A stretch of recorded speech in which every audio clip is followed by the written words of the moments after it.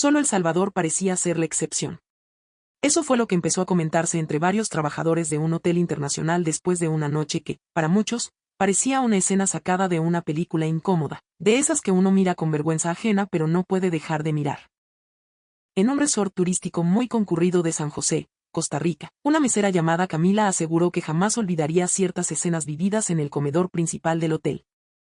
Ella llevaba años atendiendo turistas de todas partes del mundo, europeos, norteamericanos, sudamericanos, grupos familiares, empresarios, mochileros, recién casados y delegaciones completas que llegaban con hambre, prisa y, a veces, con una actitud que hacía temblar hasta al personal más paciente. Camila lo confesó con cierta pena, como quien admite un prejuicio que no quería tener. Si soy sincera, al principio los salvadoreños me parecían demasiado callados. Me incomodaban un poco porque no sabía cómo tratarlos. No lo decía con odio, sino con esa sinceridad incómoda de quien descubre que había estado juzgando mal. Cuando recién empezó a trabajar en el hotel, le costaba mucho atender a huéspedes que no hablaban inglés con fluidez o que se quedaban mirando el menú como si cada palabra fuera un laberinto. En su cabeza, si alguien podía pagar un hotel de esa categoría, lo normal era que hablara inglés, que se expresara con seguridad, que pidiera sin miedo y que se moviera por el mundo como si todos los aeropuertos, hoteles y restaurantes le pertenecieran. Pero muchos salvadoreños no eran así. Algunos entendían, otros contestaban con frases cortas, otros preferían sonreír, asentir, usar el traductor del celular o pedir ayuda a un familiar más joven. Camila pensaba, ¿por qué son tan tímidos? ¿Por qué no hablan fuerte? ¿Por qué parecen pedir permiso hasta para entrar? En su experiencia, muchos visitantes de otros países llegaban al comedor como si el buffet fuera una conquista personal. Pero los salvadoreños, en cambio, parecían medir cada paso. No levantaban la voz. No exigían. No entraban empujando. A veces hasta se disculpaban antes de hacer una pregunta. Y eso, al principio, le irritaba. Sentía que eran demasiado reservados, contó después. Me preguntaba si El Salvador sería un país muy cerrado, muy conservador, de gente que no se anima a reclamar. Camila nunca había viajado a El Salvador. No tenía amigos salvadoreños. Lo único que sabía del país venía de titulares repetidos, videos virales, comentarios de turistas y esas imágenes simplificadas que el mundo consume sin preguntarse si realmente entiende algo. En su mente, El Salvador era un país pequeño, intenso, marcado por una historia dura y por una transformación que muchos extranjeros observaban con curiosidad, desconfianza o morbo. Y, sin darse cuenta, Camila había mezclado todo eso con la actitud discreta de los huéspedes salvadoreños. Pero una cena de buffet cambió por completo su manera de verlos. Era una noche de viernes. El comedor estaba lleno. Las mesas brillaban bajo las luces cálidas del hotel y el aroma de la comida centroamericana flotaba en el aire como una invitación imposible de rechazar. Había arroz con pollo, carne asada, ensalada fresca, mariscos al ajillo, frijoles molidos, tortillas calientes, ceviche, pollo en salsa, plátanos fritos, panes recién horneados y una estación especial de pupusas preparadas al momento, que el chef había incluido en honor a un grupo de huéspedes salvadoreños que se alojaba esa semana en el hotel. Todo parecía normal hasta que apareció un grupo grande de turistas extranjeros, de esos que llegan en bloque y hacen que el personal se mire entre sí con la misma expresión: prepárense. Camila no dirá de qué país eran, porque, como ella misma aclaró, la mala educación no tiene pasaporte único. Había turistas groseros de muchas nacionalidades y también personas maravillosas de todos lados. El problema no era la bandera, sino la actitud. Y aquella noche, ese grupo llegó con una energía que convirtió el buffet en una especie de campo de batalla. Desde la entrada se notaba. Hablaban fuerte, se reían a gritos, caminaban sin mirar a quien empujaban y trataban a los meseros como si fueran muebles con uniforme.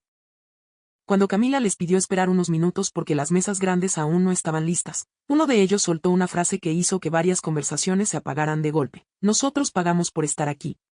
No tenemos por qué esperar. Su voz rebotó en el comedor como una campanada desagradable.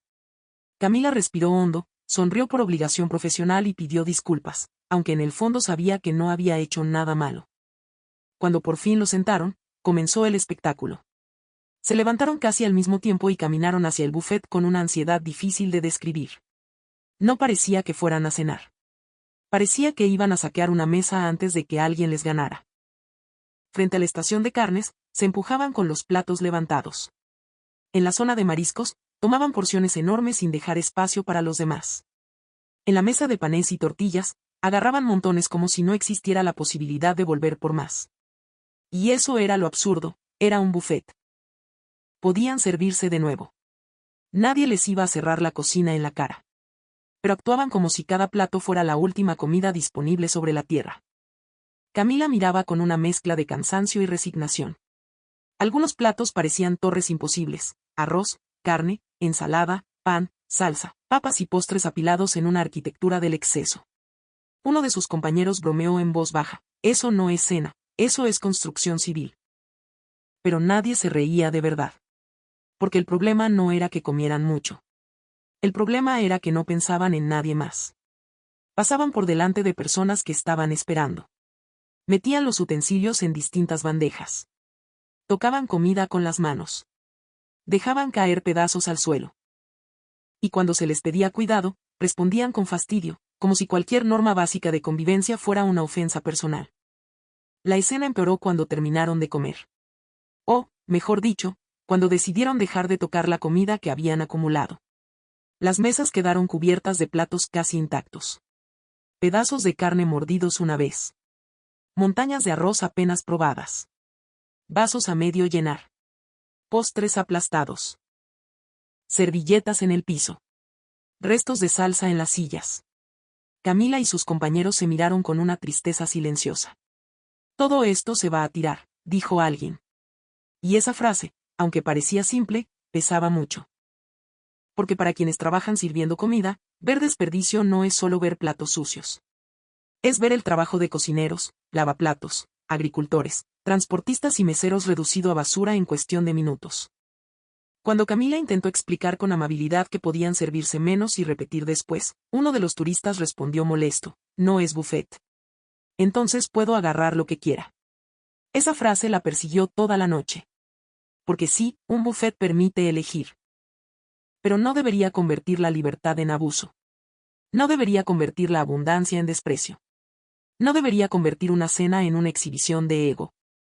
Camila había escuchado que en algunos lugares dejar comida en el plato podía interpretarse como señal de abundancia, como una forma de decir que uno tiene de sobra.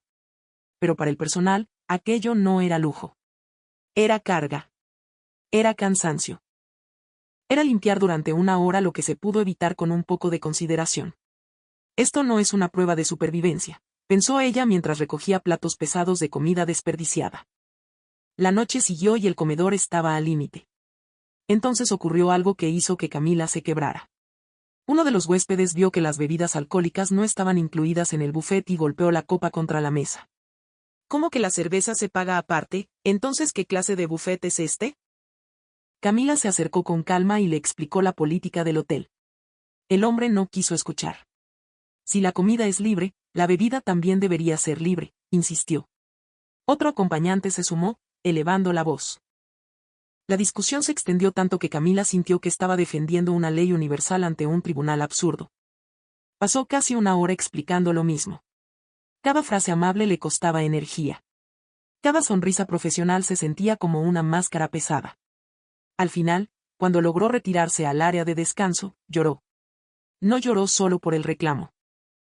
Lloró porque sintió que, para algunos visitantes, ella no era una persona.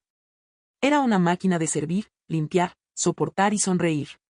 Tal vez solo me ven como alguien que recoge sobras, pensó. Y esa idea le dolió más que cualquier grito. Al día siguiente, Camila llegó más temprano de lo normal. Tenía la esperanza de que la jornada fuera tranquila. Todavía cargaba en el cuerpo el agotamiento de la noche anterior. Se acomodó el uniforme, revisó las mesas y respiró profundo. Fue entonces cuando vio entrar a un grupo de salvadoreños. Eran 8 personas, una pareja mayor, 2 parejas jóvenes y 2 niños. Venían con ropa sencilla pero elegante, rostros tranquilos y esa actitud de quienes están disfrutando el viaje sin necesidad de demostrar nada.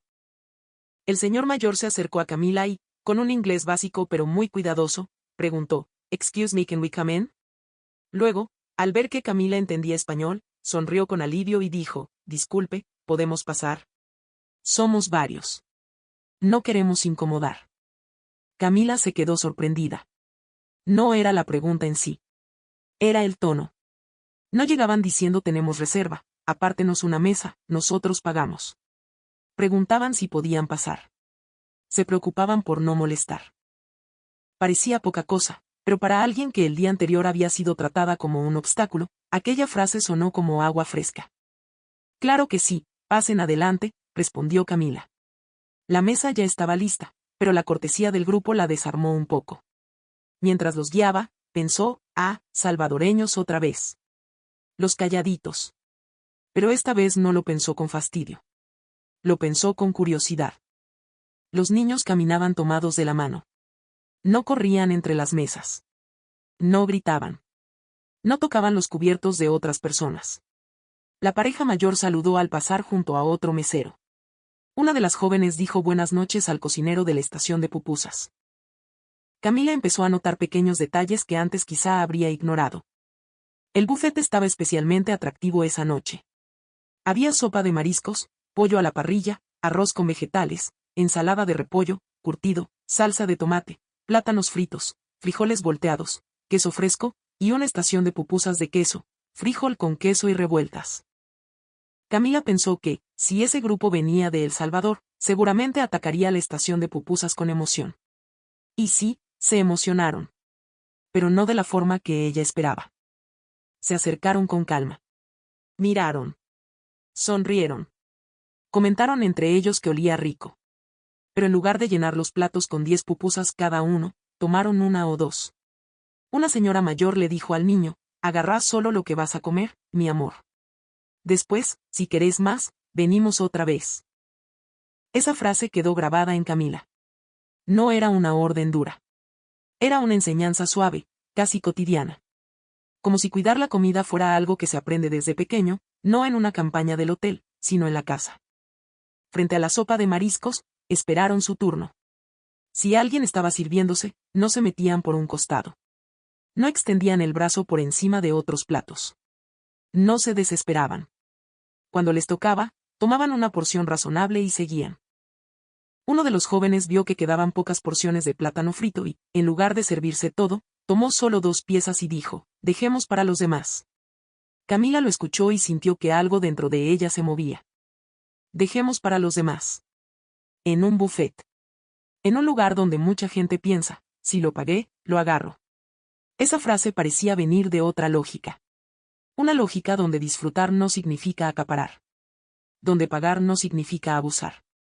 Donde comer rico no significa olvidar que hay más personas esperando. El momento que terminó de sorprenderla ocurrió cuando uno de los niños dejó caer accidentalmente unas pinzas al suelo. El sonido metálico hizo que Camila volteara. Antes de que ella pudiera acercarse, el niño se quedó quieto, bajó la mirada y dijo, perdón. Su madre se acercó enseguida. Disculpe, se nos cayó, ¿le podemos ayudar? Camila casi no supo qué responder. En otros días, había visto adultos tirar utensilios, pisarlos y seguir como si nada. Y ahora un niño se disculpaba como si hubiera cometido una falta enorme. No se preocupe, dijo Camila. Yo lo cambio. La madre volvió a pedir disculpas y el niño le dio las gracias. Fue una escena pequeña, de apenas unos segundos. Pero para Camila fue más poderosa que cualquier discurso sobre educación, turismo o valores familiares. El grupo comió despacio. Conversaban en voz baja, se reían sin invadir el espacio de los demás, probaban un poco de todo y comentaban con entusiasmo. Camila, al ver sus platos moderados, pensó que quizá la comida no les gustaba. Tal vez las pupusas del hotel no estaban a la altura de las de El Salvador. Tal vez el sazón costarricense les parecía diferente. Tal vez estaban siendo amables, pero en realidad no disfrutaban. Entonces se armó de valor y se acercó. ¿Todo está bien? ¿La comida está a su gusto? El señor mayor levantó la vista con una sonrisa sincera. Sí, está riquísima. De verdad, muchas gracias. Una de las jóvenes agregó, nos sentimos como en casa con estas pupusas. No son iguales a las de Olocuilta ni a las de Antiguo Cuscatlán, pero están muy buenas. Todos rieron suavemente. Camila sonrió, aliviada. Entonces pueden servirse más, no hay problema. Es buffet. El señor miró a su familia, luego a Camila, y respondió con una naturalidad que la dejó sin palabras, sí, pero también hay más gente. Si algo está bueno, no es solo para uno. Hay que dejar que todos prueben. En ese instante, Camila sintió que el comedor se quedaba en silencio, aunque en realidad seguía lleno de ruido. Esa frase le pareció casi una lección. Si algo está bueno, no es solo para uno. ¿Cuántas veces había visto lo contrario?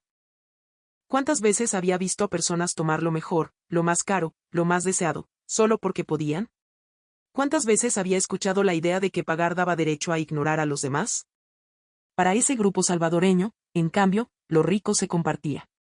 La abundancia no era una excusa para arrasar, sino una oportunidad para convivir. Y eso, para Camila, cambió la escena por completo. A partir de ahí, empezó a observarlos con más atención. Cuando ella les servía agua, decían gracias una y otra vez. Cuando retiraba un plato, alguien se lo acercaba para facilitarle el trabajo. Cuando uno de los niños terminó, colocó sus cubiertos sobre el plato y preguntó, ¿así está bien? Camila sintió una ternura inesperada.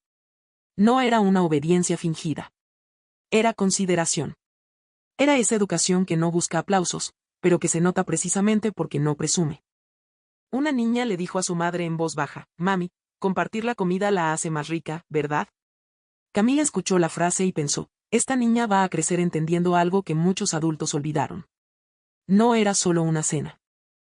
Era una ventana a una cultura familiar, a una forma de enseñar, a una manera de estar en el mundo. Y allí empezó el cambio en Camila. Hasta esa noche, ella había pensado que los salvadoreños eran callados por inseguridad. Ahora entendía que muchas veces no era miedo. Era respeto. No era falta de carácter. Era cuidado. No era debilidad. Era una manera distinta de ocupar el espacio sin aplastar a nadie. Durante los días siguientes, el grupo salvadoreño siguió hospedado en el hotel. Y no solo Camila los notó. En recepción, una empleada comentó que siempre saludaban al entrar y al salir. En seguridad, uno de los guardias dijo que el señor mayor le ofreció café cuando lo vio de turno en la madrugada. En cocina, el chef se emocionó porque los huéspedes pidieron felicitar al equipo por las pupusas. No exigieron ver al chef para quejarse. Lo pidieron para agradecer. Pero lo que más impactó al personal vino desde el área de limpieza. Una tarde, Camila estaba descansando con su compañera Sofía, encargada de habitaciones. Sofía entró al cuarto de empleados con una expresión entre sorpresa y alegría. «Camila, ¿vos viste las habitaciones de los salvadoreños?» Camila negó con la cabeza. «No». «¿Qué pasó?» Sofía se sentó y dijo, «Limpias». Pero limpias de verdad. Como si no quisieran dejar trabajo. Las toallas usadas estaban reunidas en un solo lugar. La basura estaba dentro de las bolsas. Las botellas vacías, agrupadas. Las camas, aunque usadas, habían sido acomodadas. Los niños no habían rayado nada, no habían dejado comida debajo de las sábanas, no habían convertido el baño en un desastre. Incluso había una nota escrita a mano, «Muchas gracias por su trabajo. Dios les bendiga». Sofía se quedó mirando aquella nota por varios segundos. «No dejaron una gran propina», dijo. «Pero dejaron algo que a veces vale más, respeto». Y esa frase se volvió tema entre varios empleados. Porque claro, todos agradecen una propina. Nadie niega que el dinero ayuda. Pero cuando una persona deja una habitación destruida y cree que unos billetes compensan todo, el trabajador siente una mezcla extraña de gratitud y vacío. Es como si le dijeran, «Aquí está el dinero, ahora arregla el desastre que hice porque para eso estás». Con los salvadoreños fue distinto. No intentaron comprar perdón. Intentaron no causar daño. Y eso, para quienes limpian habitaciones todos los días, se siente profundamente. Sofía contó otros casos. Había huéspedes que dejaban comida pegada en los muebles, pañales abiertos, maquillaje en las toallas blancas, papeles por todo el suelo, botellas debajo de la cama y baños en condiciones que obligaban a las empleadas a entrar con guantes dobles. Algunos dejaban propinas generosas, sí, pero también dejaban una carga emocional pesada. En cambio, las habitaciones de aquel grupo salvadoreño parecían decir, «Sabemos que alguien vendrá después de nosotros. No queremos hacerle más difícil el día». Camila recordó entonces el buffet. Los platos moderados. La frase «dejemos para los demás». El niño disculpándose por las pinzas. La niña hablando de compartir. Todo encajaba. No era casualidad. No era solo buena educación individual. Había algo cultural, algo familiar, algo aprendido en la vida diaria. Y aquí es donde la historia se vuelve más incómoda para muchos extranjeros que hablan de El Salvador sin conocerlo. Porque durante años, a los salvadoreños se les ha mirado desde fuera con una mezcla de estereotipo y distancia. Algunos solo hablan del país cuando hay noticias fuertes. Otros lo reducen a seguridad, migración, política o titulares polémicos. Pero casi nunca se detienen a mirar lo que ocurre en los gestos pequeños, como una familia enseña a un niño a no desperdiciar comida, como un huésped agradece a una persona de limpieza, como alguien espera su turno aunque nadie lo esté vigilando, como un viajero se preocupa por no incomodar. Y seamos honestos, ahí es donde se mide una sociedad. No en los discursos bonitos. No en las campañas turísticas. No en los videos editados con música épica. Se mide cuando nadie está obligado a ser considerado, pero decide serlo. Se mide en un buffet. Se mide en una habitación de hotel. Se mide cuando una persona puede abusar y no abusa. Puede gritar y no grita. Puede tomar de más y no toma. Puede dejar un desastre y no lo deja. Camila empezó a preguntarse, ¿cuántas cosas me habré tragado yo sobre El Salvador sin haberlas comprobado? Le dio vergüenza admitirlo, pero era necesario.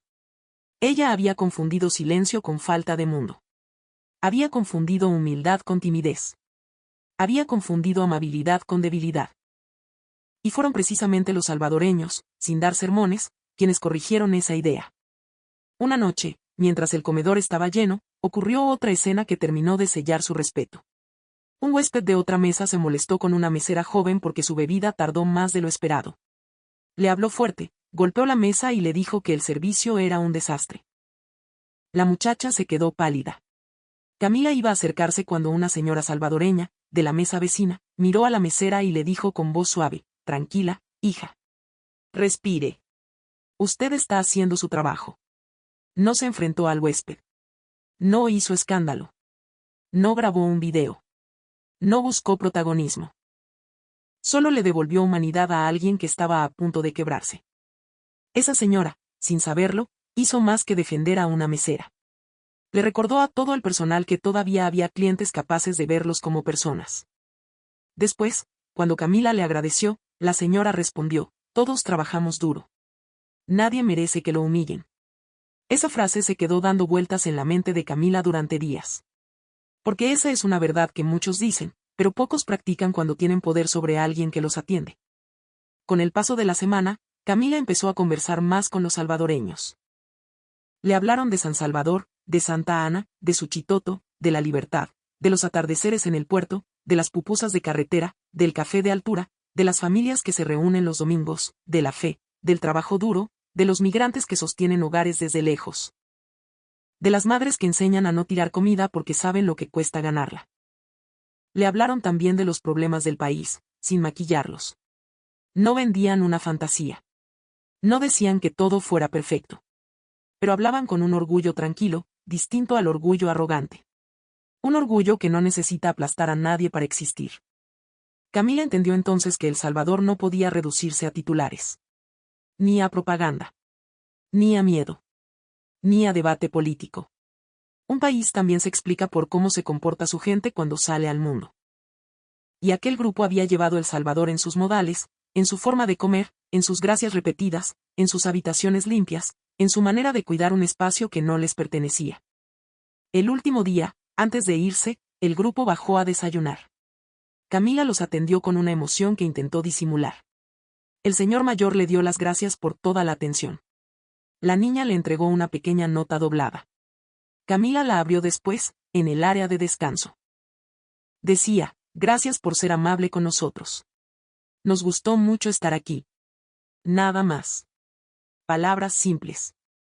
Pero a Camila se le llenaron los ojos de lágrimas. No era una propina grande. No era un regalo caro. Era algo más difícil de encontrar, reconocimiento. Cuando el grupo se fue, varios empleados comentaron lo mismo, los salvadoreños son diferentes. Y no lo decían para idealizarlos como si fueran perfectos. En todos los países hay gente educada y gente insoportable. En El Salvador también.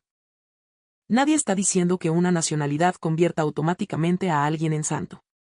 Pero hay comportamientos que se repiten lo suficiente como para dejar una impresión. Y en ese hotel, aquella semana, los salvadoreños dejaron una huella que nadie esperaba.